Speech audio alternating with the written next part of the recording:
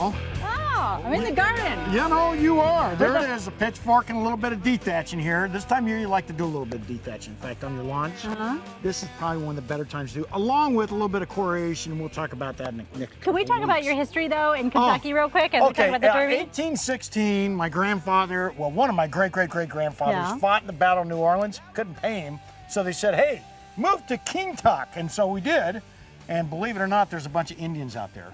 So everywhere you go in the gravesites, died from arrow, died from knife wound. Yeah, but they all moved out and they came back, and we ended up settling on 160 acres, which is now 40 acres in the old family homestead there. Since the 1800s, your family has been farming and gardening. A lot of black-eyed peas and cornbread and a little bit of tobacco. Well, no wonder you have such a good green thumb. Well, I think I do. Some people think I do. Wrote a couple books about it. And of course, fertilization. And you want to talk about it, I make a little bit of, well, our fertilization. And fertilizers are real important, especially this time of year. Folks, if you got citrus out there, you got roses out there, you got tomatoes out there, or even some of your apple trees, or of course, your queen palms, all need to be fertilized and fertilized right now this time of year. In fact, it's a perfect time because, believe it or not, we might get a little bit of rain. And that must just confuse our plants with the hot heat. And then I heard 108 yesterday, and so we're talking a little bit about what to do about that, and there are things to come. So make sure you're out there doing that deep water we talk about all the time. It's all in my book, Extreme Gardening,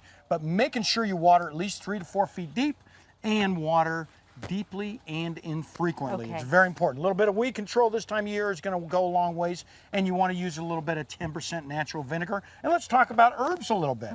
There's a lot of different types of herbs. This is lemongrass. Go ahead and crush that up, and you can smell it. It's got antiseptic qualities, along with being a good culinary type of food to grow. It does very well. A little bit of afternoon shade is the ideal situation. When you're growing this stuff, make sure you make it so that it's growing in well-drained soil. So something like a good lava sand or something along those lines is going to be the ideal situation. And of course, your basil, this is one that's one you can't hardly even kill out here in our real extreme temperatures. And I just heard 1 minute, so I've got to hurry up here. I want to show my 3 real healthy herbs. These are cancer fighting herbs, the oregano and your rosemary. Both of them work out real well. And last but not least, our holy basil. And it's called Tulsi, helps out with depression, and it does a lot of other things. In fact, people will take this after big surgery for helping to heal pain. It is one of those magical type herbs. So there's your 3 magical type herbs right there. And it's not really a true basil, but it works out great as teas. So if you want to make or grow any of these for the teas, you're in real good shape.